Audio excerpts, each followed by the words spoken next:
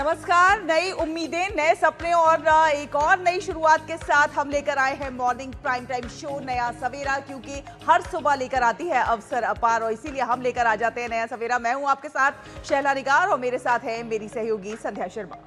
सुप्रभात शैला, और हमारे सभी नया सवेरा के दर्शकों को भी सुप्रभात। और आपको बता दें कि नया सवेरा में आज हम आपको तमाम तरह की खबरों से करेंगे अपडेट, साथ ही प्रेस रिपोर्ट्स के जरिए आपको बताने वाले हैं कि समाचार पत्रों में कौन कौन सी खबरें कुछ हटकर प्रकाशित हैं। आत्मनिर्भर भारत की झलक भी आपको दिखाएंगे और साथ ही साथ आर्थिक विकास की रफ्तार भी आपको दिखाएंगे। तो आइए नया सवेरा की कर लेते हैं शुरुआत इस वक्त की सुर्खियों के साथ।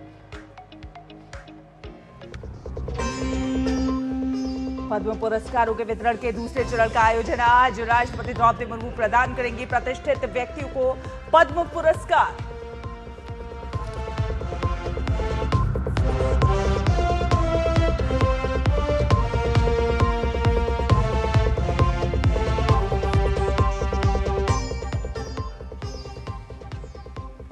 लखनऊ अग्निकांड में सीएम योगी आदित्यनाथ ने गठित की एसआईटी, 7 दिन में रिपोर्ट सौंपने के निर्देश। 4 लोग सस्पेंड, 3 आरोपी गिरफ्तार।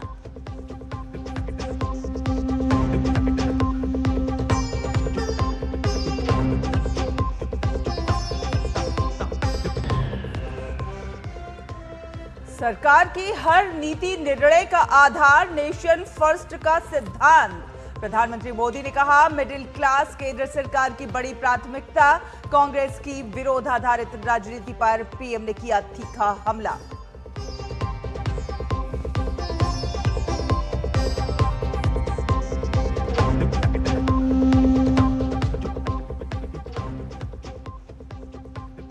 कतर के गैस प्लांट में हुए हादसे में 12 भारतीय नागरिकों की मौत। विदेश मंत्री डॉक्टर एस जयशंकर ने जताया दुख।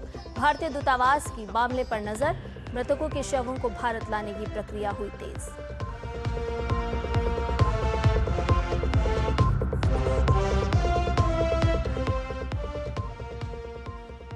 और अर्जेंटीना और फ्रांस ने फीफा विश्व कप के नॉकआउट दौर में बनाई जगह। मेसी का करिश्माई प्रदर्शन, बने वर्ल्ड कप में सबसे ज्यादा गोल करने वाले फुटबॉलर।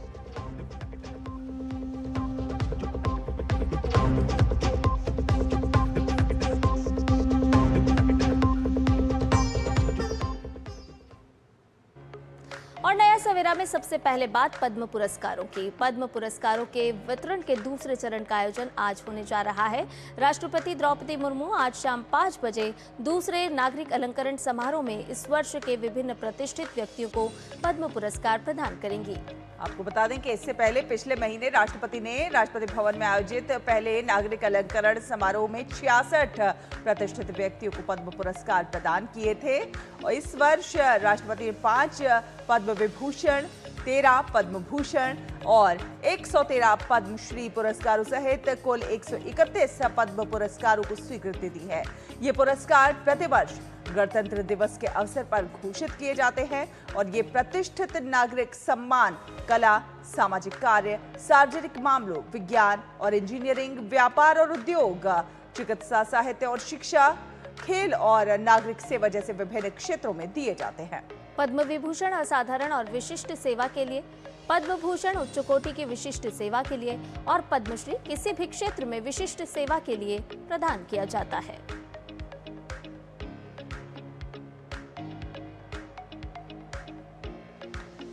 और आपको बता दें कि प्रधानमंत्री नरेंद्र मोदी कल एक मीडिया संस्थान के विशेष कार्यक्रम great power India nation first में शामिल हुए और इस मौके पर प्रधानमंत्री ने राष्ट्र प्रथम की भावना को मजबूती देते हुए अपने विचार रखे।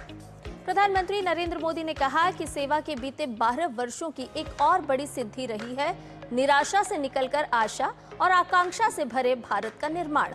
उन्होंने बताया कि मिडिल क्लास हमेशा केंद्र सरकार की बड़ी प्राथमिकता रहा है। इसके ईज ऑफ लिविंग के लिए सरकार ने हर स्तर पर काम किया है। तो नेशन फर्स्ट सिद्धांत की बात की है प्रधानमंत्री नरेंद्र मोदी ने। भारत की हर नीति का आधार जो है नेशन फर्स्ट है। तेजी से बढ़ती और विश्वसनीय शक्ति है बन रहा है भारत। 1000 साल का उन्होंने विजन जो है वो साझा किया। वर्तमान कार्य से अगले 1000 वर्षों की नींव रखी है। प्रधानमंत्री नरेंद्र मोदी ने उन्होंने 2014 के बाद नक्सलवाद पर बड़ी सफलता का भी इस दौरान जिक्र किया। उन्होंने कहा कि किस प्रकार से नक्सलवाद पर सफलता पाई है। नक्सल प्रभावित क्षेत्रों में हिंसा और आतंक में भारी कमी देखने को मिली है। बीते कुछ वर्षों में आदिवासी और पिछड़े क्षेत्रों का लगातार विकास होता हुआ नजर आया है। तो नेशन फर्स्ट के सिद्धांत के साथ काम कर रहे हैं, इसकी बात की। उन्होंने कहा कि बुनियादी ढांचे के विस्तार की ये एक बड़ी उपलब्धि है।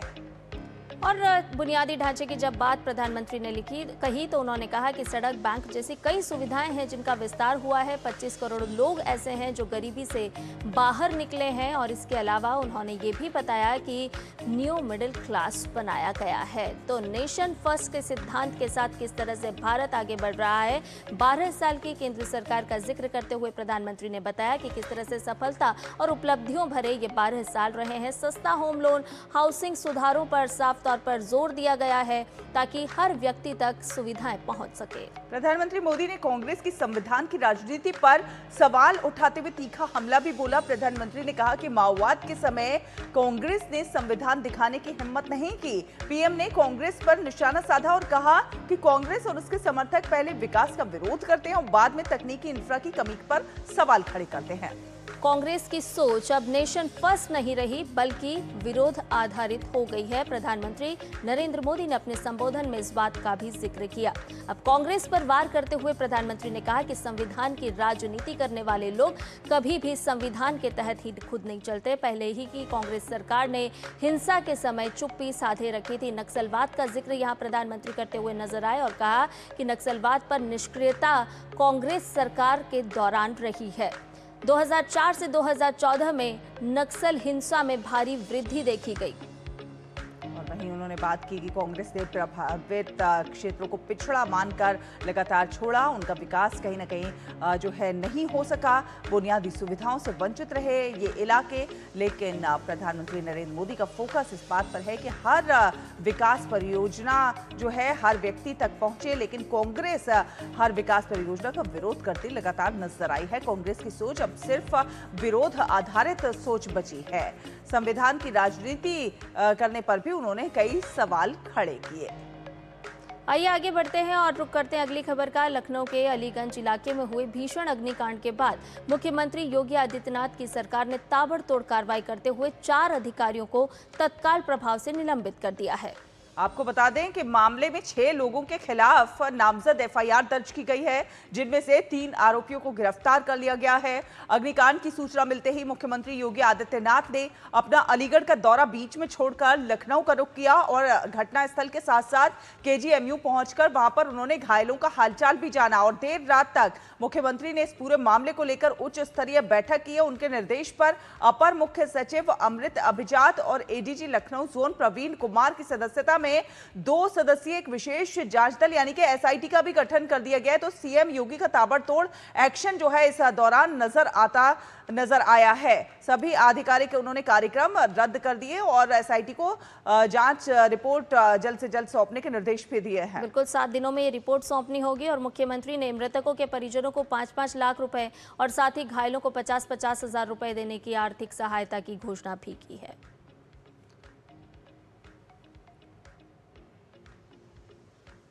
तो आपको बता दें कि लखनऊ के अलीगंज इलाके की एक इमारत में लगी आग से हुई जनहानि के बाद मुख्यमंत्री योगी आदित्यनाथ की सरकार ताबड़तोड़ एक्शन के मूड में नजर आ रही है। लगातार लखनऊ अग्निकांड एक्शन में योगी सरकार नजर आ रही है और सीएम की हाई लेवल मीटिंग भी हुई है। बैठक में राहत बचाव कार्यों की समीक्षा की गई है और मुख्यमंत्री ने 2 सदस्यीय एसआईटी का गठन भी किया है, जो कि 7 दिन में एसआईटी को रिपोर्ट सौंपने के निर्देश दिए गए हैं। तो एक्शन में योगी सरकार नजर आ रही है। संध्या, निश्चित तौर पर शैला और अपने दर्शकों को ये भी बताते चलें कि जो जली हुई बिल्डिंग है उसका जायजा भी लिया है। अपने काम रोककर तुरंत घटनास्थल पर पहुंचे मुख्यमंत्री और इसके साथ साथ अस्पताल में घायलों का हालचाल भी जाना। तो जली हुई बिल्डिंग का मुख्यमंत्री खुद जायजा लेने के लिए मौके पर पहुंचे। उसके बाद उन्होंने रुख किया अस्पताल का, जहाँ पर उन्होंने घायलों का हालचाल जाना। और आपको बता दें कि मृतकों के परिवार को 5-5 लाख रुपए देने का ऐलान भी उत्तर प्रदेश सरकार की तरफ से किया गया है। घायलों को 50-50 हजार रुपए की आर्थिक सहायता देने की बात भी यहां पर की गई और दोषियों को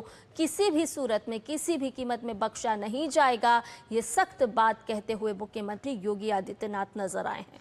तो दोषियों को किसी भी कीमत पर बख्शा नहीं जाएगा, इस बात पर काफी सख्त नजर आ रहे हैं इस समय मुख्यमंत्री योगी आदित्यनाथ। आपको बता दें कि लखनऊ अग्निकांड का ये पूरा मामला 4 लोगों पर इसमें गाज गिरती हुई नजर आ रही है। जानकीपुरम के गौरव कुमार सस्पेंड हुए हैं और इंदिरा नगर के एफएसएसओ कमलेंद्र कुमार सिंह भी सस्पेंड हुए हैं। एई अनिल कुमार को भी सस्पेंड कर दिया गया और साथ साथ जेई जो प्रमोद पांडे हैं उनको भी सस्पेंड किया गया है। तो लखनऊ अग्निकांड पर 4 लोगों पर यह गाज गिरती हुई नजर आई है और किस प्रकार से योगी सरकार जो है एक्शन में है वो लगातार नजर आ रहा है, क्योंकि इतना बड़ा जो लूप होल रहा उस पर जो है समझने की जरूरत है और उसे ठीक करने के लिए एक्शन में नजर आ रहे हैं मुख्यमंत्री योगी आदित्यनाथ। और इसके अलावा रक्षा मंत्री और लखनऊ के सांसद राजनाथ सिंह भीषण अग्निकांड की सूचना मिलते ही अपने सभी पूर्व निर्धारित कार्यक्रम तत्काल स्थगित कर रात को ही लखनऊ पहुंच गए। सीधे घटनास्थल पर वो पहुंचे और यहां पर उन्होंने अस्पताल भी पहुंचे और घायलों से उन्होंने बातचीत की है, मुलाकात की है। तस्वीरें भी आपको दिखा रहे हैं जहां पर घटनास्थल पर पहुंचे रक्षा मंत्री राजनाथ सिंह, जो कि लखनऊ से सांसद हैं, और इसके साथ साथ अस्पताल पहुंचे जहां पर उन्होंने घायलों से मुलाकात की है। साथ साथ उन्होंने स्थिति का जायजा लिया है, राहत बचाव की कार्य किस प्रकार से चल रहा है उसकी भी जानकारी ली है, संबंधित अधिकारियों से उन्होंने बात की है और इसके बाद उन्होंने किंग जॉर्ज मेडिकल यूनिवर्सिटी पहुंचकर घायलों का हालचाल जाना है। रक्षा मंत्री ने कहा है कि मामले की गहन जांच की जाएगी और जहां पर भी जो भी जिम्मेदारी होगी वो तय की जाएगी, वहां पर कार्रवाई की जाएगी। हालांकि उन्होंने ये भी कहा है कि किसी निष्कर्ष पर पहुंचने से पहले जांच का पूरा होना वो बहुत ज्यादा जरूरी है। तो घटनास्थल पर राजनाथ सिंह रक्षा मंत्री पहुंचे। बहुत ही दुर्भाग्यपूर्ण यह घटना हुई है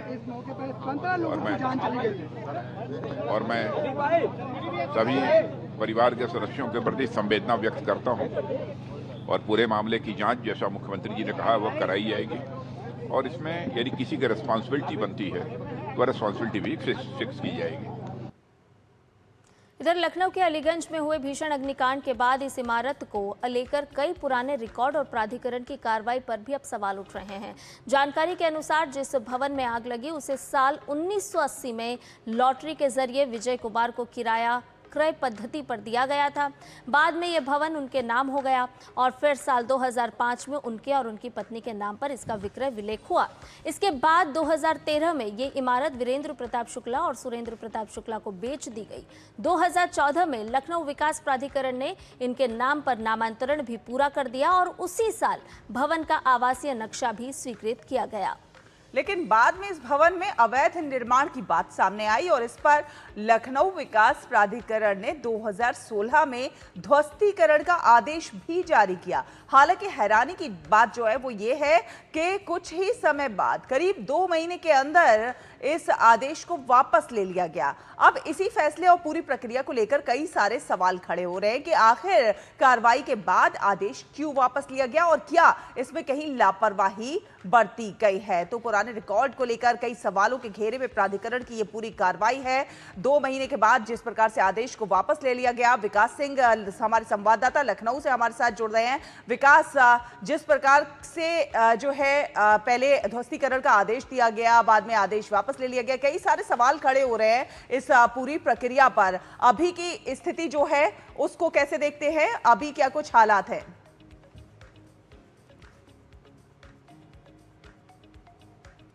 वो सवालिया घेरे में है। मुख्यमंत्री योगी आदित्यनाथ ने इसके लिए एक एसआईटी का गठन कर दिया है। 2 सदस्यीय एसआईटी 7 दिन के अंदर अपनी रिपोर्ट देगी और इस मामले में एक्शन भी लिया गया है। सरकार की तरफ से एफआईआर दर्ज कराई गई है और इस भवन के मालिक जिनका आप जिक्र कर रहे थे वीरेंद्र शुक्ला को हिरासत में लिया गया है। वहीं एनिमेशन सेंटर के मालिक को भी हिरासत में लिया गया है। साथ साथ यहाँ पर जो पेट शॉप जिनकी है उसको भी हिरासत में लिया गया है। यानी 3 लोगों को गिरफ्तार किया गया है। इस मामले में पुलिस ने गिरफ्तारी की है और मुख्यमंत्री योगी आदित्यनाथ ने एसआईटी बनाई है जिसमें एक एसीएस और एडीजी रैंक के अधिकारी हैं। ये दोनों लोग इस मामले की 7 दिन में रिपोर्ट देंगे शासन को और उसके बाद आगे की कार्रवाई तय होगी। लेकिन हम आपको बताना चाहेंगे इस दर्दनाक हादसे के बारे में, वो तस्वीरें दिखाएंगे जो इस समय यहाँ पर ग्राउंड जीरो पे हैं। अपने कैमरामैन से कहेंगे कि ये भवन दिखाएं।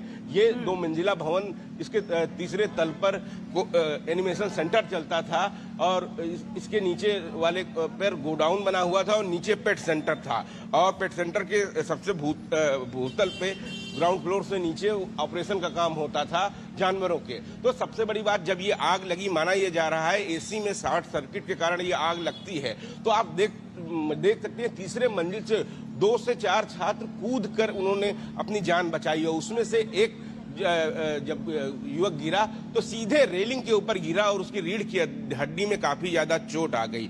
इसके बाद यहाँ पर अग्निशमन विभाग की टीम पहुंचती है, एसडीआरएफ की टीम पहुंचती है और बगल की दीवार काट कर लोगों को निकालने का काम करती है और घंटों की मशक्कत के बाद ये आग बुझाई जाती है। और कल इस आग में इतना पानी डाला गया था मलबा हटाने के बाद कि आज तक पानी देखिए गिर रहा है। और यहाँ पर अब निगम यहाँ पर की गाड़ियां आई हुई हैं, मलबा हटाने का काम किया जा रहा है। लेकिन अपने कैमरामैन से हम कहेंगे कि ये आपको साफ दिखाना चाहें कि ये व्यावसायिक सेंटर है और इसके बगल में देख लीजिए ये रिहायशी घर है जहां पर सामान्य लोग रहते हैं इस घर में। तो ये सवाल खड़ा करता है कि व्यावसायिक सेंटर को क्यों मंजूरी दी गई, किन हालातों में मंजूरी दी गई। और जो जांच का विषय है, जो सरकार की तरफ से कहा गया है कि 2016 में उन सभी संदिग्ध अधिकारियों की भूमिका देखी जाएगी। आखिर 2 महीने के अंदर वह जो नोटिस दिया जाता है वो कैंसिल कैसे हो जाता है। तो इन सब तमाम चीजों की पड़ताल की जाएगी और साथ साथ इस बात के लिए भी कि आगे की ऐसे हादसों की पुनरावृत्ति न हो। सबसे बड़ी बात है कि आपको आवासीय क्षेत्र में व्यावसायिक गतिविधियां चलाने के लिए क्या नॉर्म्स हैं। अगर नॉर्म्स नहीं है, माना यह जा रहा था कि इसमें फायर की एनओसी भी नहीं मिली है। इन सब चीजों पर प्रशासन तभी जागता है जब बड़ी घटनाएं हो जाती हैं और उसके कुछ महीनों के बाद सब मामला ठंडा पड़ जाता है। लेकिन जरूरत है एक ऐसी प्रक्रिया की जो निरंतर चलती रहे, काम करती रहे, मॉनिटरिंग करती रहे और ऐसी कोई यहाँ पर हम मुख्यमंत्री का जिस तरह से रवैया देख रहे हैं तो लग नहीं रहा है कि जिम्मेदार आखिर कौन है। विकास, यहाँ पर मुख्यमंत्री का जिस तरह से हम सख्त रवैया देख रहे हैं तो लग नहीं रहा कि मामला बहुत आसानी से ठंडा पड़ने वाला है। और हमने सांसद राजनाथ सिंह को भी सुना, केंद्रीय मंत्री को, जिन्होंने साफ तौर पर कहा कि जिम्मेदारी तो तय होगी, यानी कि गाज गिरना तय है। और अभी हम देख भी रहे हैं कि गाज गिरना शुरू भी हो गई है। जी बिल्कुल, गाज गिरना शुरू हो गई है। 4 अधिकारियों को सस्पेंड किया गया है, जो यहाँ के जेईई हैं और एक्सियन हैं।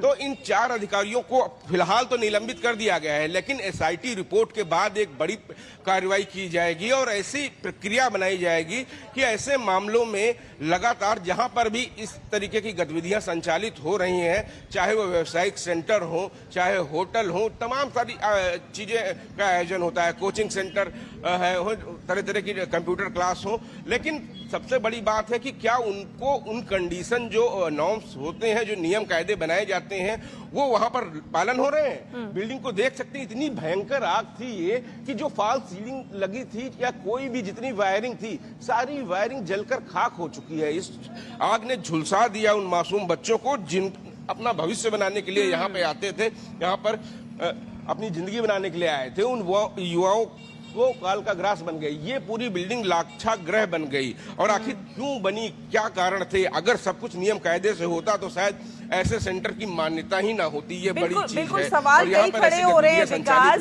सवाल तो कई खड़े हो रहे हैं कि आखिर रिहायशी इलाके में ऐसा सेंटर चल क्यों रहा था और अवैध निर्माण क्यों हुआ था। कई बड़े सवाल हैं जिनके जवाब जो है वो आना बाकी हैं। आपसे अगर हम घायलों की हालत जानना चाहें तो अभी उनकी क्या कुछ स्थिति है? जी, घायलों का इलाज किंग जॉर्ज चिकित्सा विश्वविद्यालय में चल रहा है। कल मुख्यमंत्री योगी आदित्यनाथ भी उनका हालचाल लेने के लिए गए थे, रक्षा मंत्री राजनाथ सिंह भी उनका हालचाल लेने के लिए गए थे और मुख्यमंत्री योगी आदित्यनाथ ने कहा है कि जो भी घायल हैं उनके इलाज में किसी भी प्रकार की कोई कमी नहीं रहेगी। तो वहां पर इलाज चल रहा है। अभी वहां पर 2 लोग एडमिट हैं, बाकी लोगों को वहां से डिस्चार्ज कर दिया गया है। सारे जो जितने मृत थे उनका पोस्टमार्टम हो गया है। और सबसे बड़ी बात है, इन 15 लोगों में लखनऊ के ही नहीं, बाहर से भी कई लोग हैं। हरियाणा से, मध्य प्रदेश से, पश्चिम बंगाल के लोग यहाँ पर आकर प्रशिक्षण प्राप्त कर रहे थे। तो बड़ी बात थी, समय था दोपहर का, लंच के बाद अचानक से जब आग लगती है और आग लगने के बाद इस पूरी बिल्डिंग में निकलने का एकमात्र रास्ता है। इसी एकमात्र रास्ते से लोग आ जा सकते थे और ऊपर जो छत छत की तरफ का जो दरवाजा था वहां पर बताया जा रहा है कि ताला बंद था, वहां पर एसी लगा हुआ था, निकासी की कोई व्यवस्था नहीं थी। तो अचानक से एकमात्र दरवाजा और नीचे इसी जगह पे आग लग जाती है, तो निकलने का कोई विकल्प नहीं बचा था वहां पे उन युवाओं के पास। और इसके बाद कुछ लोगों ने जान जोखिम में डालकर छत से कूदे यहाँ पर, लेकिन उसके बाद तमाम सारे छात्र, काफी संख्या ज्यादा थी, जैसा कि हमने बताया कि 15 लोगों की तो मौत ही हो गई थी और 11 लोग घायल हुए थे। तो बड़ी घटना है ये। इस घटना ने सबको अंदर से झंझोड़ कर रख दिया है। मुख्यमंत्री योगी आदित्यनाथ बेहद ही नाराज हैं और सख्त एक्शन लेने के मूड में है। एसआईटी का गठन कर दिया गया है, 4 अधिकारियों को निलंबित कर दिया गया है, 3 लोगों की गिरफ्तारी कर ली गई है। अब आगे और भी बड़ा एक्शन होने की उम्मीद है। लेकिन सवाल एक ये भी है, विकास के इस तरह के और जो चल रहे होंगे कोचिंग या इस तरह से जो अवैध निर्माण बने हुए हैं, उनमें इस तरह के व्यावसायिक गतिविधियां चल रही हैं, उन पर भी क्या सख्त होती भी नजर आएगी सरकार? जी बिल्कुल, अब इसी पे सरकार आगे एक्शन लेने वाली है, इसीलिए एसआईटी का गठन किया गया है। जो नॉर्म्स नियम बनाए जाते हैं, आप व्यावसायिक जो भवन होते हैं उसके एक अलग स्वरूप होता है, कितने परसेंट जमीन पर कितने वर्ग फुट में आपको निर्माण करना है, कितना खाली रखना है, एग्जिट के कितने पॉइंट हैं, ये सारी चीजें होती हैं। साथ साथ जो फायर के रूल होते हैं अग्निशमन विभाग के, कि आग लगने की घटना पर क्या वो सारी कंडीशन वहां पर मौजूद हैं कि कैसे वो बुझेगी, ये सारी चीजें नियम कायदों के साथ अगर संचालित हो तो हो सकता है कोई बड़ी घटना हो ही ना। लेकिन ये सब चीजों का पालन नहीं होता है। तमाम सारे जो अधिकारी होते हैं, जो उनके ऊपर निगरानी की जिम्मेदारी रखी जाती है, किन्हीं कारणों वो अपनी जिम्मेदारी सही से पालन नहीं करते हैं। और जो लोग संचालन करते हैं इन व्यावसायिक गतिविधियों का, वो मात्र लाभवश ये संचालन करते हैं और लोगों की जिंदगियों से खिलवाड़ हो जाता है और ऐसी घटना हो जाती है जिसमें हम देख रहे हैं कि 15 लोगों की मौत हो गई है। तो लोग थोड़ी सी अपनी लालच के कारण ऐसी घटना का अंजाम होता है। लेकिन ये सारे नाम अगर नियमतः पालन होते रहे, अगर अभी जैसे दिल्ली की घटना के बाद एक्शन लिया गया था कि सभी जगह पे चेकिंग की गई थी, क्या ये चेकिंग सभी जगह पर अगर हुई होती तो शायद ऐसा ना होता, क्योंकि यहाँ पर हम देख रहे हैं लगातार ये व्यावसायिक है, बगल में इसके सारे आवासीय घर बने हैं, लेकिन एक आध बिल्डिंग में अभी और व्यावसायिक गतिविधियां संचालित हैं। क्या इन जगहों पर भी एक्शन लिया जाएगा, ये सारे सवाल हैं। लेकिन मुख्यमंत्री योगी आदित्यनाथ सख्त हैं, पूरे राजधानी लखनऊ समेत पूरे प्रदेश में ऐसी कार्रवाई की जाएगी इसमें कि लगातार उन सारे सेंटरों को चेक किया जाएगा और उसके बाद जो कंडीशन है, जो नियम कायदे बनाए गए हैं, उन्हीं के अंतर्गत अगर संचालन रहेगा तो किसी भी दुर्घटना की संभावना काफी ज्यादा कम हो जाती है। विकास, तमाम अपडेट इस वक्त के हमसे साझा करने के लिए आप लगातार इस पूरे मामले पर नजर बनाए रखिए। बहुत धन्यवाद। और कल रात दिल्ली के मौलाना आजाद मेडिकल कॉलेज के पीछे वाल्मीकि बस्ती तकिया काले खान इलाके में भी कुछ झुग्गियों में भीषण आग लग गई। और आपको बता दें कि इसके बाद आधी रात को फायर कंट्रोल रूम को हादसे की जानकारी भी दी गई। फायर कर्मियों ने कड़ी मशक्कत के बाद आग पर पूरी तरह से काबू हालांकि पा लिया है। शुरुआती जांच में किसी के हताहत होने की कोई जानकारी प्राप्त नहीं हुई है। ऐसा पता चला है कि इस इलाके में बड़ी मात्रा में लकड़ी का सामान और टेम्पररी स्ट्रक्चर होने की वजह से आग तेजी से फैल गई थी।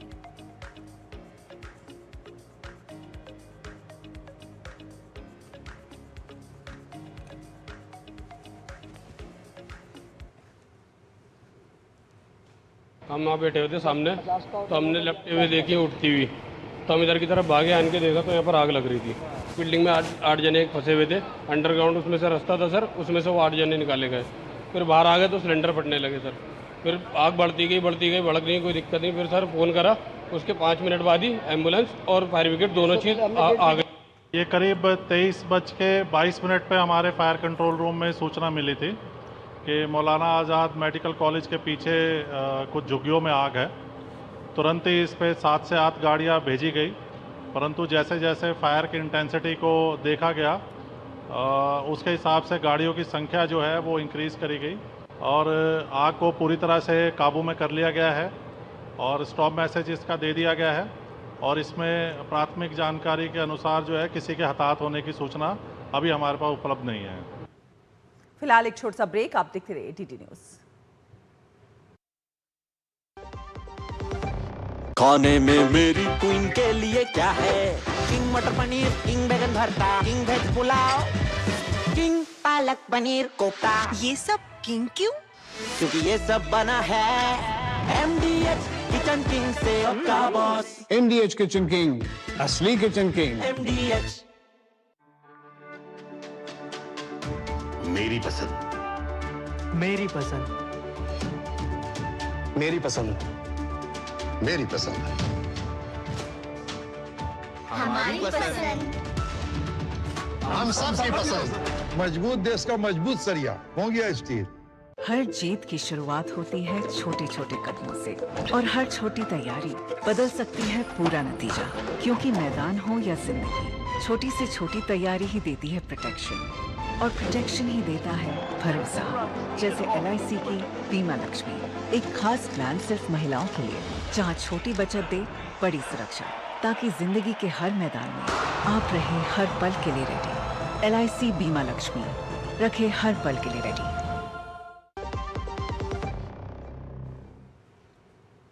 के बाद नया सवेरा में आपका एक बार फिर से स्वागत है। नई दिल्ली में ब्रिक्स देशों के राष्ट्रीय सुरक्षा सलाहकारों की 2 दिवसीय बैठक का आज दूसरा दिन है। राष्ट्रीय सुरक्षा सलाहकार अजीत डोभाल इस बैठक की अध्यक्षता कर रहे हैं। इस बैठक में साइबर सुरक्षा, डिजिटल खतरों, आर्टिफिशियल इंटेलिजेंस से जुड़े जोखिमों और साथ ही साथ अन्य गैर पारंपरिक सुरक्षा चुनौतियों पर आज भी चर्चा जारी रहेगी। आपको बता दें कि प्रतिनिधि आतंकवाद विरोधी सहयोग और सूचना एवं संचार प्रौद्योगिकी के सुरक्षित उपयोग से जुड़े मुद्दों की भी समीक्षा कर रहे हैं। और कल बैठक के इतर राष्ट्रीय सुरक्षा सलाहकार अजीत डोभाल ने कई देशों के अपने समकक्षों से मुलाकात कर आपसी हितों के विषयों पर चर्चा की।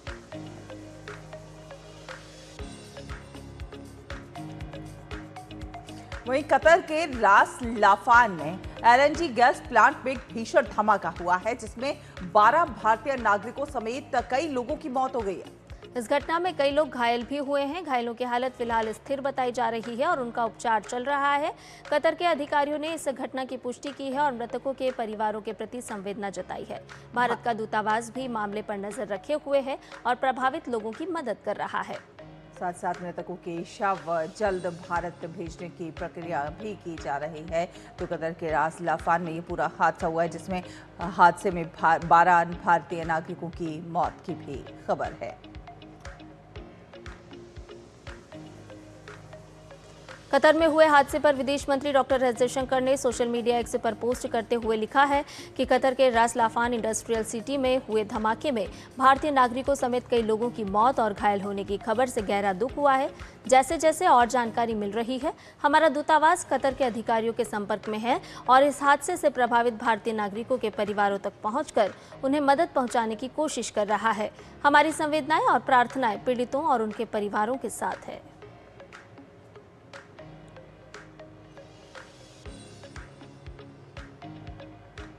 और आपको बता दें कि भारत की उर्वरक सुरक्षा को मजबूत करने की दिशा में एक बेहद महत्वपूर्ण उपलब्धि हासिल हुई है। यूरिया डाई अमोनियम फॉस्फेट यानी DAP और सल्फर की आवश्यक खेप लेकर 4 मालवाहक जहाज सफलतापूर्वक होर्मुज स्ट्रेट को पार कर चुके हैं। और ये जहाज कृष्णापचरम, काकीनाडा, पारादीप और मुंद्रा बंदरगाहों की ओर आगे बढ़ रहे हैं। रसायन एवं उर्वरक मंत्रालय के अनुसार कल 22 जून तक देश में कुल उर्वरक भंडार 196.08 लाख टन पहुंच गया, जो पिछले वर्ष की समान अवधि के 168.67 लाख टन की तुलना में काफी ज्यादा है। इसमें 81.44 lakh ton urea, 20.92 lakh ton DAP और 55.91 lakh NPK, 12.68 lakh ton MOP और इसके साथ 25.13 लाख टन SSP शामिल है।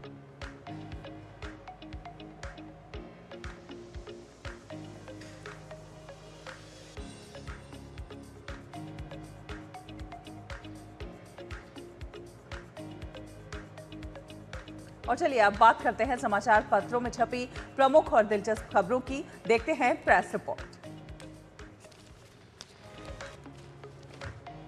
प्रेस रिपोर्ट में सबसे पहले आपको बताते हैं ब्रह्मोस और आकाश तीर से जुड़ी हुई खबर। जी हां, क्योंकि ब्रह्मोस और आकाश तीर बनेंगे UAE के सुरक्षा कवच। ये खबर आज प्रकाशित है दैनिक जागरण अखबार में। ऑपरेशन सिंदूर में पाकिस्तान पर कहर बरपाने वाली भारत की ब्रह्मोस सुपरसोनिक क्रूज मिसाइल और आकाश तीर एयर डिफेंस सिस्टम अब संयुक्त अरब अमीरात के सुरक्षा कवच बनेंगे। पश्चिम एशिया में जारी संकट के बीच UAE भारत से आकाश तीर, एयर डिफेंस सिस्टम और ब्रह्मोस मिसाइल खरीदने पर विचार कर रहा है, ऐसी खबर आज प्रकाशित है। ब्रह्मोस मिसाइल मिसाइल और वायु रक्षा प्रणाली आकाश तीर खरीदने के लिए दोनों देशों के बीच बातचीत चल रही है। सऊदी अरब ने पाकिस्तान पर खेला सुरक्षा दांव, तो वहीं यूएई का भारत पर भरोसा साफ तौर पर नजर आता है। और अगली खबर जो है वो तकनीक से जुड़ी हुई है और ये हम हिंदुस्तान समाचार से ले रहे हैं। दरअसल हाईवे पर अब हर वर्ष रिचार्ज होगा 924 अरब लीटर भूजल। सरकार ने नियमों में बदलाव किया है। राष्ट्रीय राजमार्गों पर बारिश का जो पानी है वो अब व्यर्थ नहीं जाएगा। रेन वाटर हार्वेस्टिंग जो सिस्टम है वो अपग्रेड किए जाएंगे, क्योंकि भारत में होती है औसतन 1100 मिलीमीटर बारिश और कई राज्यों में चूंकि स्थिति खराब थी, तो इसे देखते हुए देश भर के राष्ट्रीय राजमार्गों के किनारे अब बारिश का पानी व्यर्थ ना जाए, उसके लिए गिरते भूजल स्तर को रोकने के लिए केंद्र सरकार ने 13 साल पुराने नियमों में ये बड़ा बदलाव किया है। हाईवे पर बने रेन वाटर हार्वेस्टिंग सिस्टम को गाद जमा होने से बचाने के लिए एक तकनीक रूप से अपग्रेड भी किया गया है, ताकि बारिश का जो जल है वो बर्बाद ना हो और रेन वाटर हार्वेस्टिंग सिस्टम के जरिए उसे दोबारा जो है रिचार्ज किया जा सके। अगली खबर है अलर्ट सिस्टम से जुड़ी हुई। बदमाश पकड़वाएगा, गुम बच्चे भी ढूंढेगा और कई तरह के काम करेगा ये अलर्ट सिस्टम।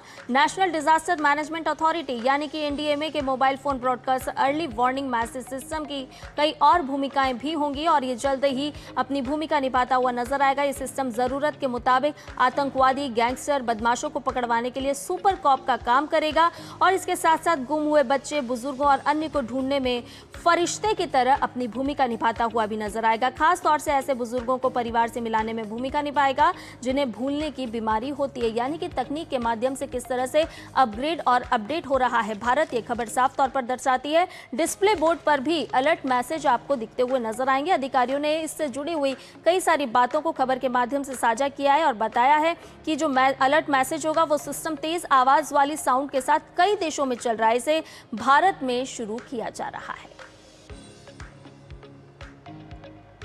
और ये खबर अगली जो हम ले रहे हैं वो दैनिक जागरण से ले रहे हैं। दरअसल स्वजन ने नजरिया और सरकारों ने नीतियां बदली तो बदल गई देश में खेलों की तस्वीर। कुछ ऐसी ही कहानी है ये। अभिनव बिंद्रा ने सपना दिखाया, साक्षी मलिक और पीवी सिंधु ने उसको नई पीढ़ी तक पहुंचाया और नीरज चोपड़ा ने उसे राष्ट्रीय विश्वास में बदल दिया। और इसके बाद बच्चों के स्वजन ने सोच और सरकार ने नीतियां बदली तो देश में खेलों की तस्वीर बदलती नजर आ रही है। आंकड़े बताते हैं कि 1900 से 2004 तक देश को कुल 17 ओलंपिक पदक मिले और 2008 से 2024 तक के बीच जो है हमारे खिलाड़ियों ने 24 पदक जीतकर खेल में आए बदलाव की जो तस्वीर है वो साफ कर दी है। 2028 में लॉस एंजलिस ओलंपिक में भारत पदक जीतने का दावा भी भर रहा है।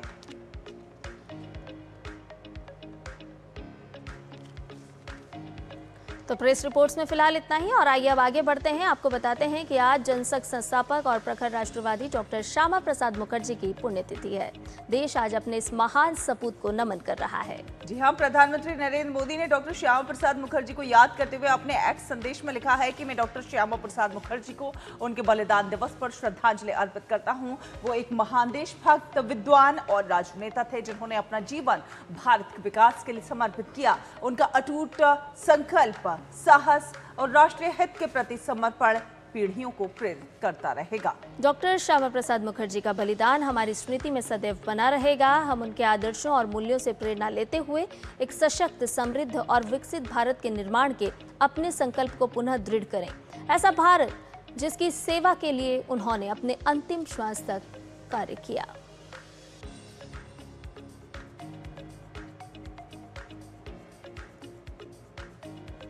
और अब बात भारतीय इतिहास के उस काले अध्याय की। 25 जून की आधी रात को लागू आपातकाल 21 मार्च 1977 तक जारी रहा। इन 21 महीनों को भारतीय लोकतंत्र के सबसे बुरे काल में गिना जाता है। आपातकाल लागू होते ही 25 जून की शाम को तमाम अखबारों के दफ्तरों की बिजली काट दी गई थी। सैकड़ों पत्रकार और संपादकों को गिरफ्तार कर लिया गया। देश भर में प्रेस और अखबारों पर सेंसरशिप लगा दी गई। आपातकाल के दौरान एक तरह से लोकतंत्र के चौथे स्तंभ का गला घोंट दिया गया था। देखिए इसी से जुड़ी हुई हमारी ये खास रिपोर्ट।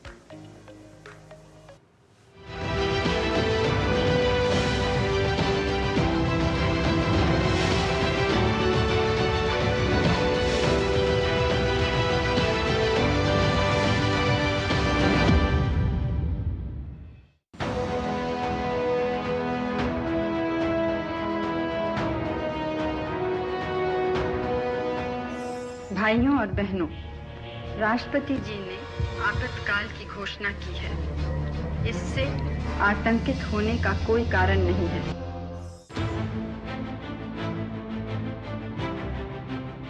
तत्कालीन प्रधानमंत्री इंदिरा गांधी की ये आवाज सुनकर लोग स्तब्ध रह गए थे और ज्यादा जानकारी हासिल करने के लिए बेसब्री से अखबारों का इंतजार करने लगे। लेकिन आजाद हिंदुस्तान के इतिहास में वो पहला दिन था जब सरकार ने अखबारों को छपने नहीं दिया।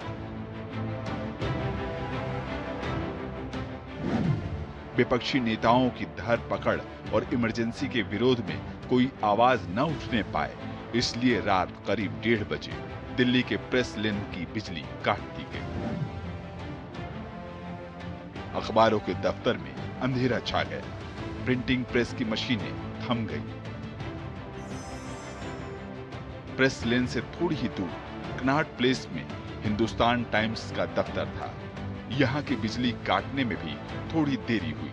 नतीजा ये हुआ कि हिंदुस्तान टाइम्स की कई सारी प्रतियां छप चुकी थी, मगर ये अखबार लोगों के हाथों तक पहुंच पाता उससे पहले ही पुलिस ने छापा मारकर अखबारों को जब्त कर लिया।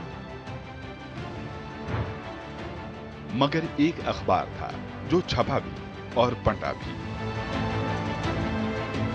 यह अखबार था भारतीय जनसंघ का मुखपत्र मदरलैंड। हालांकि यह मदरलैंड का आखिरी अंक साबित हुआ, क्योंकि उसी रात पुलिस ने इसका दफ्तर सील कर दिया। पूरे 2 दिन तक अखबारों के दफ्तरों की बिजली कटी रही।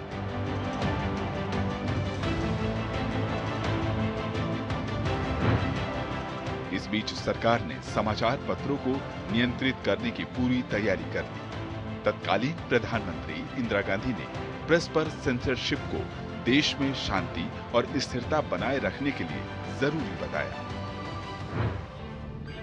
गलत खबरें जिससे लोग भड़कें या जिससे गलतफहमी फैले, ऐसी खबरें दे रहे थे। हमारा पूरा मकसद इस समय यह है कि स्थिति शांति और स्थिरता की रहे। सेंसरशिप का मतलब यही है। सरकार ने समाचार पत्रों को फरमान भेजे और सख्त हिदायत दी कि इनका उल्लंघन ना हो पाए। मतलब साफ था कि अब सिर्फ वही कहा और लिखा जा सकता था जिसकी इजाजत सरकार देगी।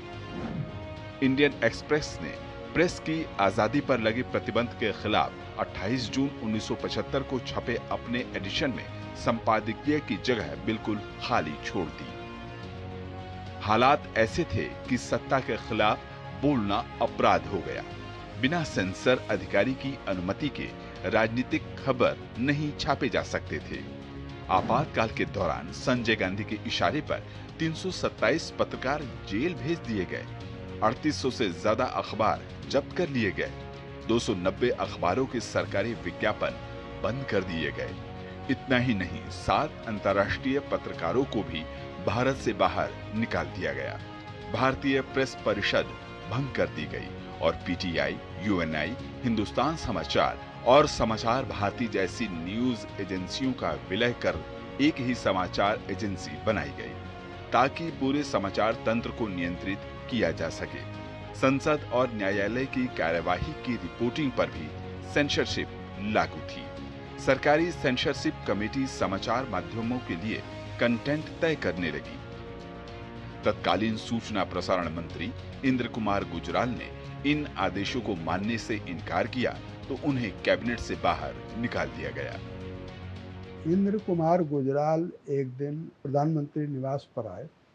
संजय गांधी ने उनको रोका और कहा कि जो बुलेटिन जारी होनी है वो मुझे दिखा करके करिए, और कुछ उदंडता से उन्होंने उनसे बात की। इंद्र कुमार गुजराल ने कहा कि संजय, न तुम कांग्रेस के नेता हो, न सरकार में कोई पद है तुम्हारे पास, तुम मात्र इंदिरा गांधी के बेटे हो, तो तुमको ये अधिकार नहीं है कि इंद्र कुमार गुजराल को आदेश दे। अगले दिन इंद्र कुमार गुजराल से सूचना प्रसारण मंत्रालय छीन लिया गया। सेंसरशिप के कारण जेपी सहित कौन कौन नेता कब गिरफ्तार हुए, उन्हें किन किन जेलों में रखा गया, ये खबरें छापने नहीं दी गई। सरकार पर कटाक्ष करने वाले कार्टून, व्यंग, चुटकुले भी सेंसर की मार से नहीं बच पाए। आयकर, बिजली, नगर पालिका के बकाये की आड़ में अखबारों पर छापे डाले गए। इस सरकारी दबाव के बावजूद कुछ ऐसे भी पत्रकार थे जो सत्ता के आगे नहीं झुके। प्रेस की स्वतंत्रता के लिए संघर्ष करते हुए कुलदीप नैयर, सूर्यदत्त तिवारी और निहाल सिंह मेहता जैसे पत्रकारों ने जेल की यातनाएं झेली। इंडियन एक्सप्रेस, द स्टेट्समैन और मेन स्ट्रीम जैसे कुछ मीडिया संस्थान थे जिन्होंने सरकारी नीतियों का विरोध किया, और यह सब तब तक चलता रहा जब तक कि 23 फरवरी 1977 को चुनाव की घोषणा नहीं हो गई।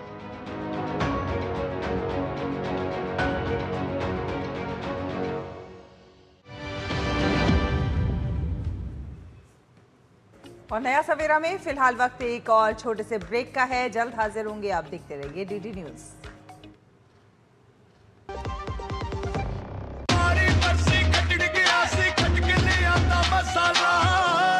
केड़ा मसाला ओए? छोले दा या लोबे दा? पंजाबी छोले दा या पिंडी चने दा? अब छोलिया हो या लोबिया, पंजाबी छोले या पिंडी चने, सब कुछ मजेदार बने। जरा सी हंसी दुलार जरा सा, जरा सी अनबन प्यार जरा सा,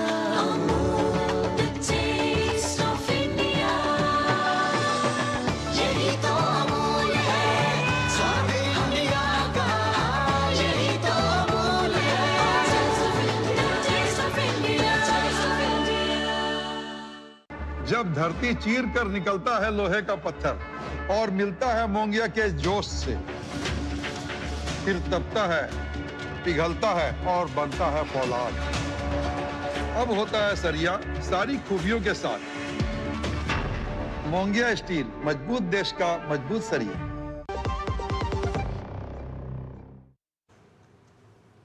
ब्रेक के बाद नया सवेरा में आपका एक बार फिर से स्वागत है और आइए अब खबरें देख लेते हैं फुटबॉल विश्व कप से जुड़ी हुई।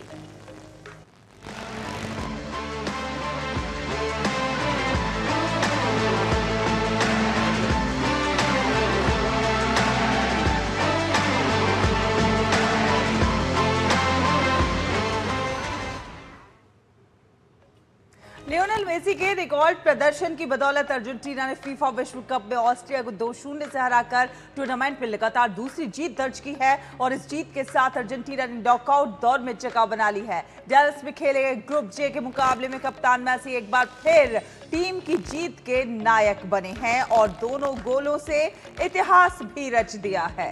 विश्व चैंपियन अर्जेंटीना ने मैच की शुरुआत से ही आक्रामक खेल दिखाया। मिडफील्ड पर नियंत्रण और तेज आक्रमण के दम पर टीम ने ऑस्ट्रिया को लगातार दबाव में रखा। मेसी ने 39वें मिनट में शानदार गोल दागकर इतिहास रच दिया। इस गोल के साथ मेसी विश्व कप में सबसे ज्यादा गोल करने वाले फुटबॉलर बन गए हैं और इसके बाद इंजरी टाइम उन्होंने दूसरा गोल दागकर अर्जेंटीना की 2-0 की जीत पक्की कर दी। और इस जीत के साथ ही अर्जेंटीना ने ग्रुप जे में 6 अंक हासिल कर शीर्ष स्थान हासिल कर लिया है। तो मेसी का करिश्माई खेल फीफा विश्व कप में देखने को मिल रहा है। मेसी के 2 गोल की मदद से जिस प्रकार से जो चेंज आया, रिकॉर्ड बनाते हुए नजर आ रहे हैं मेसी। अर्जेंटीना फुटबॉल के दिग्गज फुटबॉलर लियोनेल मेसी ने वो ऐतिहासिक कारनामा करके दिखाया है जिसे छूना किसी भी फुटबॉलर के लिए महज एक ख्वाब है।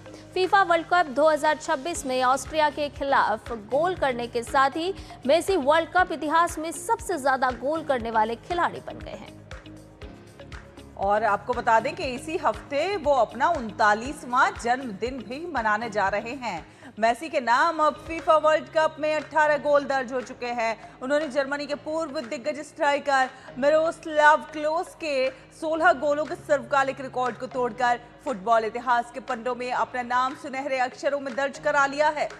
ऑस्ट्रिया के खिलाफ मेसी ने 2 गोल करने में सफलता पाई। मेसी ने साल 2026 के इस वर्ल्ड कप में कदम रखने से पहले 5 वर्ल्ड कप में कुल 13 गोल किए थे और इस टूर्नामेंट के अपने पहले ही मैच में मेसी ने अल्जीरिया के खिलाफ एक जादुई हैट्रिक लगाई और मिरोस्लाव क्लोज के 16 गोलों के रिकॉर्ड की बराबरी कर ली। इसके बाद ऑस्ट्रिया के खिलाफ 2 गोल करके उन्होंने रिकॉर्ड अपने नाम कर लिया।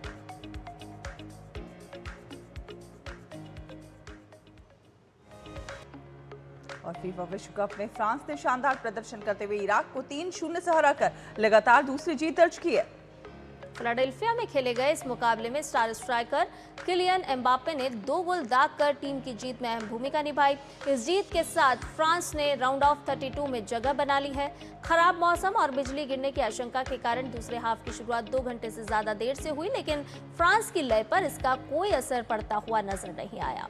एम्बापे ने 14वें मिनट में शानदार गोल कर फ्रांस को बढ़त दिलाई। दूसरे हाफ में इराक की गोलकीपर की गलती का फायदा उठाकर उन्होंने अपना दूसरा गोल भी कर दिया और इसके बाद उस्मान डेम्बेले ने तीसरा गोल करके फ्रांस की जीत पर मोहर लगा दी। इस जीत के साथ फ्रांस ग्रुप आई में 6 अंकों के साथ शीर्ष पर पहुंच गया, जबकि इराक अब भी जीत का खाता नहीं खोल पाया है।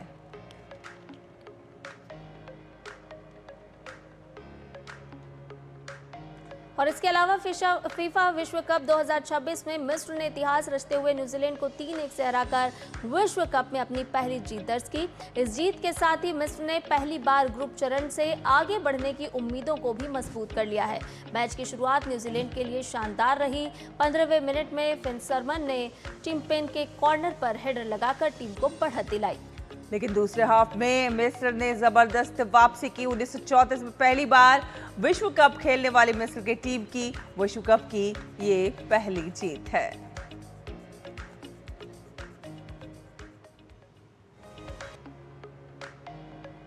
और ज्यादा अपडेट के साथ हमारे संवाददाता गौरव कुमार इस पूरी खबर पर हमारे साथ जुड़ गए हैं। गौरव, सबसे पहले फीफा वर्ल्ड कप की अगर हम बात करें तो लगातार रोमांच बढ़ता जा रहा है, लेकिन ऐसे में मेसी के प्रदर्शन की अगर हम बात करें तो किस तरह से देख पा रहे हैं उनके इस करिश्माई प्रदर्शन को? बिल्कुल संध्या, अगर मेसी के इस प्रदर्शन को समझना है तो शायद हमें थोड़ा पीछे चलना पड़ेगा और हमें वो साल याद करना होगा कि 2006 का जो उनका वर्ल्ड कप था, जो कि पहला वर्ल्ड कप था जब वो सिर्फ 18 साल के थे, तो उस उम्र पे आकर के उन्होंने अपना वर्ल्ड कप का पहला गोल किया था। लेकिन अब इससे थोड़ा सा आगे बढ़े और अगर साल 2016 में पहुंचे तो ये वो समय था जब मेसी ने इंटरनेशनल फुटबॉल से संन्यास ले लिया था। जी हाँ, और संन्यास क्यों लिया था ये आपको बता देते हैं कि कोई कोपा अमेरिका के फाइनल में उन्होंने पेनल्टी उनको मिली थी और उसमें वो गोल करने में नाकाम रहे थे, जिसके बाद उन्होंने ये बात बोली थी। चिली के खिलाफ ये मुकाबला था और अर्जेंटीना टीम जो थी वो कोपा अमेरिका का जो फाइनल था मुकाबला हार गई थी और वहां पे उन्होंने कहा था कि मेरे लिए देश सबसे पहले है। और वो इतने ज्यादा निराश हुए थे कि वहां पर उस वक्त वो पेनल्टी को गोल में अगर तब्दील करते तो अर्जेंटीना विजेता होता, लेकिन वो विजेता नहीं बना पाए और उन्होंने संन्यास की घोषणा कर दी थी और संन्यास ले लिया था।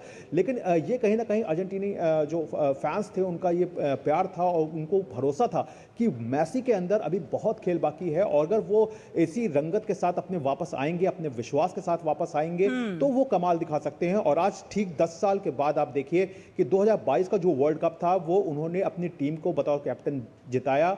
वहां पर उस वर्ल्ड कप में उन्होंने 7 गोल किए थे, जिसमें से 2 गोल जो थे लास्ट वर्ल्ड कप में, जिसमें 2 जो गोल आए थे वो फाइनल मैच में आए थे। और आज ये वर्ल्ड कप देखिए, यानी कि 4 साल बाद और ज्यादा निखार के साथ मेसी जो है वो सामने आ रहे हैं। और इसकी एक बड़ी वजह आप ये समझ सकती हैं कि जिस तरह का उन्होंने अपने आप की जो जीवन शैली है, जिस तरह की लाइफस्टाइल है, जिस तरह से उन्होंने अपने आप को वापस लाने में एक जो मादा दिखाया है। इंटर मियामी के क्लब की ओर से वो खेलते हैं, लगातार वो एक बेहतरीन प्रदर्शन कर रहे हैं और यहाँ पे आकर के भी उन्होंने उनको एक कह सकते हैं कि टीम भी जो मिली है उसका भी एक बहुत अच्छा बेनिफिट जो है वो मिला। लेकिन इसके साथ ही एक बात और है कि पेनल्टी के मामले में आज अगर देखें तो ये एक और नाकामी जो थी वो मेसी के साथ जुड़ी थी और ये एक ऐसी नाकामी थी कि पेनल्टी जो ली थी मेसी ने वो गोल पोस्ट से काफ़ी बाहर थी, यानी कि गोलकीपर को कुछ करना भी नहीं पड़ा क्योंकि वो काफ़ी बाहर गई थी। तो ये जो मिस चांस थी उसने एक मेसी का एक कहना चाहिए कि एक दूसरे कैरेक्टर को जो है वो सामने रखा था कि किस तरह से वो जो पेनल्टी का मोर्चा है वहाँ पर वो अपने आप को सफलता के पायदान पर नहीं ला पा रहे थे, लेकिन इसके बाद जिस तरह से पूरी टीम ने उनका साथ दिया और जिस तरह से मेडिना का यहाँ पर जिक्र करना बहुत ज़रूरी है। ये वही खिलाड़ी हैं फैकुंडो मेडिना, जिन्होंने पहले मैच में भी जब मेसी ने 3 हैट्रिक लगाई थी तो उसमें गोल करने में असिस्ट किया था, तो आज भी उन्होंने असिस्ट किया और यहाँ पर मेसी को जो है वो गोल पास दिए, जहाँ पे मेसी जो है वो गोल कर पाने में कामयाब हुए। तो कह सकते हैं कि अर्जेंटीना की जो टीम है, मेसी कैप्टन है और अच्छी तरीके से अपनी टीम को लीड कर रहे हैं। वो खुद भी बहुत अच्छा बेहतरीन खेल दिखा रहे हैं और इस वक्त ऑल टाइम लीड स्कोरर बने हुए हैं वर्ल्ड कप में। तो उम्मीद यही की जानी चाहिए कि अब जब अगला मुकाबला मेसी जो अब अपना खेलेंगे तो वहां पर कुछ और भी नए कीर्तिमान जो है वो बनते हुए दिखाई दे सकते हैं। वहीं एम्बापे भी गोल करने में पीछे नहीं हैं, हालांकि भी नॉर्वे के लिए अच्छा दिखा रहे हैं। तो ऐसे में क्या देखते हैं आप, ये विश्व कप जो है फीफा किस ओर जाता हुआ नजर आ रहा है, कितना अलग है कई मायनों में? शैला, ये बात बता दूं कि इस बार के वर्ल्ड कप की जो गोल्डन बूट की रेस है ना, वो बहुत ज़्यादा इंटरेस्टिंग हो चली है, क्योंकि जिस तरह से अर्लिंग हालांड लगातार गोल कर रहे हैं, लियोनेल मेसी गोल कर रहे हैं और किलियन एम्बापे जिस तरह से आपने जिक्र किया, उन्होंने यहाँ पे गोल किया और वो ज़्यादा पीछे नहीं है। उनके 16 गोल हैं, मेसी के 18 हैं तो इनके 16 हैं। और सबसे बड़ी बात क्या है कि किलियन एम्बापे अभी सिर्फ 18 साल के हैं और इन्होंने महज वर्ल्ड कप के 16 मैचों में ये उपलब्धि हासिल कर ली है। मेसी हालांकि 28 मैच वर्ल्ड कप खेलने के बाद आज 18 तक पहुंचे, यहाँ पे पहुंचे। तो ये भी एक कॉन्टेस्ट जो है वो इन दोनों खिलाड़ियों के बीच देखने को मिल रहा है। तो एम्बापे का जो अपना खेल है वो बखूबी 2017 में उन्होंने डेब्यू किया था और उसके बाद 2018 का जो उनका वर्ल्ड कप था वो उनका पहला वर्ल्ड कप था, जहां पे उन्होंने फ्रांस की टीम को जो है वो विजयी बनाया था और वहां उस वर्ल्ड कप में उन्होंने 4 गोल किए थे। तो लगातार जो है वो अपने आप को साबित करते आए हैं एम्बापे और एक बार फिर से यहाँ पे एक बार उम्मीद यही रहेगी, क्योंकि अभी तो फिलहाल जो टीमें हैं आप देख सकते हैं कि इराक की टीम थी आज फ्रांस के सामने, जो कि रैंकिंग में बहुत ज़्यादा पीछे है, लेकिन अब अगला मुकाबला जो होगा फ्रांस का वो नॉर्वे के साथ होगा, जहां पे अर्लिंग हालांड होंगे। तो ये वो मुकाबले होंगे जहां पे एक टॉप खिलाड़ी जो है वो दूसरे टॉप खिलाड़ी के सामने होगा। तो यहां से जो अब एक असली खेल की जो परीक्षा होती है, और सिर्फ खेल की नहीं बल्कि पूरी टीम की, और कि क्या पूरी टीम जो है वो सिर्फ क्या 1 या 2 नामों पे ही टिकी हुई है या पूरी एक टीम रूप में सामने है। तो ये जो है कॉन्टेस्ट जो है वो आगे आने वाले समय में और भी ज्यादा दिलचस्प होता हुआ इस वर्ल्ड कप में दिखाई देगा। चलिए, बहुत धन्यवाद गौरव इस वक्त के तमाम अपडेट हमसे साझा करने के लिए। और आइए अब देखते हैं दुनिया भर की कुछ खास खबरें। ईरान अमेरिका अंतरिम शांति समझौते के बावजूद इजरायल ने दक्षिणी लेबनान में अपनी सैन्य कार्रवाई जारी रखने के संकेत दिए हैं। इजरायली प्रधानमंत्री, रक्षा मंत्री और सेना प्रमुख ने संयुक्त बयान में कहा कि सेना इजरायली नागरिकों और सैनिकों की सुरक्षा के लिए खतरों को निष्क्रिय करने, उग्रवादी ढांचे को नष्ट करने और दक्षिणी लेबनान में सुरक्षा क्षेत्र बनाए रखने का काम जारी रखेगी। यूरोप इस समय भीषण हीट वेव की चपेट में है। भीषण गर्मी के चलते फ्रांस में स्कूल बंद करने पड़े हैं। तेज गर्मी के कारण फ्रांस में 18 लोगों की मौत हो गई, जिनमें 2 बच्चे भी शामिल हैं, जिन्हें एक बंद कार में छोड़ दिया गया था। कनाडा के मॉन्ट्रियल शहर के एक यहूदी बहुल इलाके में हुई गोलीबारी में एक पुलिस अधिकारी, एक नागरिक और हमलावर समेत 3 लोगों की मौत हो गई। केआरटी की रिपोर्ट के मुताबिक नॉर्थ कोरिया के किम जोंग उन का कहना है कि नॉर्थ कोरिया परमाणु शक्ति संपन्न राष्ट्र के तौर पर अपनी स्थिति का इस्तेमाल करेगा।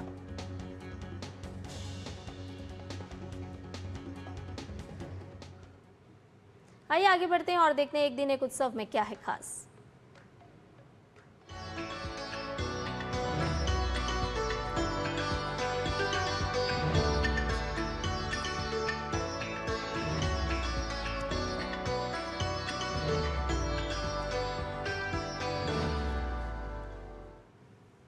तो एक दिन एक उत्सव में आज हम बात करेंगे अंबुबाची महापर्व की। असम की राजधानी गुवाहाटी की पवित्र नीलाचल पहाड़ी पर विराजमान विश्व प्रसिद्ध कामाख्या धाम में सज चुका है अंबुबाची महापर्व। 51 शक्तिपीठों में प्रमुख माने जाने वाले इस दिव्य धाम में मनाया जाने वाला ये उत्सव केवल एक धार्मिक आयोजन नहीं बल्कि प्रकृति, मातृत्व और सृजन शक्ति के प्रति भारतीय दर्शन की अनूठी अभिव्यक्ति भी माना जाता है। देखिए शक्ति साधना और सनातन परंपरा से जुड़ी हुई ये विशेष प्रस्तुति। नीलाचल पहाड़ी पर गूंजते जय मां कामाख्या के उद्घोष, लाल चुनरियों, फूलों और आकर्षक रोशनी से सजा मंदिर परिसर और देश भर से पहुंचे साधु संतों, तांत्रिकों तथा श्रद्धालुओं का जन सैलाब। अंबुबाची महापर्व के दौरान कामाख्या धाम का स्वरूप कुछ ऐसा ही दिखाई देता है। प्रवृत्ति अनुष्ठान के साथ माता के वार्षिक रजस्वला पर्व की शुरुआत मानी जाती है। मान्यता है कि इसी पावन स्थल पर माता सती का योनि भाग गिरा था। यही कारण है कि कामाख्या मंदिर को शक्ति, उपासना, तांत्रिक साधना और देवी आराधना का सबसे महत्वपूर्ण केंद्र माना जाता है। अंबुबाची महापर्व देवी कामाख्या के वार्षिक रजस्वला काल का प्रतीक माना जाता है। सनातन परंपरा में इसे स्त्री शक्ति, मातृत्व और शिष्य के सृजन चक्र के उत्सव के रूप में देखा जाता है। प्रवृत्त अनुष्ठान के उपरांत मंदिर के कपाट 3 दिनों के लिए बंद कर दिए जाते हैं। इस अवधि में श्रद्धालुओं को गर्भगृह में प्रवेश की अनुमति नहीं होती और निवृत्ति अनुष्ठान के बाद विशेष पूजा अर्चना के साथ माता के दर्शन पुनः आरंभ होते हैं। श्रद्धालु माता के पवित्र अन्न वस्त्र और रज को प्रसाद स्वरूप प्राप्त करना अत्यंत शुभ मानते हैं। अंबुबाची मेला केवल एक धार्मिक आयोजन नहीं, बल्कि असम की सांस्कृतिक पहचान और लोक जीवन का अभिन्न हिस्सा है। देश के विभिन्न राज्यों के साथ साथ नेपाल, बांग्लादेश और अन्य देशों के साधक और श्रद्धालु यहाँ पहुँचते हैं। अघोरी, नागा साधु और तांत्रिक परंपराओं से जुड़े संतों की उपस्थिति इस महापर्व को विशिष्ट बनाती है। प्रशासन श्रद्धालुओं की सुविधा के लिए सुरक्षा, चिकित्सा, पेयजल, यातायात और आवास की व्यापक सुविधाएं सुनिश्चित करता है। अंबुबाची महापर्व केवल एक मेला नहीं, बल्कि उस भारतीय चिंतन का उत्सव है जहां स्त्री को सृजन शक्ति, प्रकृति और दिव्यता के सर्वोच्च स्वरूप के रूप में सम्मान दिया जाता है। और शायद यही वजह है कि नीलाचल पहाड़ी पर हर वर्ष उमड़ने वाली ये आस्था, शक्ति, श्रद्धा सनातन संस्कृति के अनश्वर धारा को आज भी जीवंत बनाए हुए है और लाखों श्रद्धालुओं को देवी की भक्ति और आध्यात्मिक चेतना के एक सूत्र में जोड़ देती है। Bureau report, DD news. तो इसी के साथ नया सवेरा के आज के इस अंक में बस इतना ही, लेकिन जाने से पहले आपको दिखाते हैं डेनमार्क के बीच फेस्टिवल की कुछ रंग बिरंगी पतंगें। बिल्कुल, ये पतंग हर रंग और आकार की है जो दिखने में बहुत ही सुंदर है। आप देखिए इन खास झलकियों को। मुझे, मेरी सहयोगी शहला और नया सवेरा की पूरी टीम को दीजिए इजाजत। नमस्कार।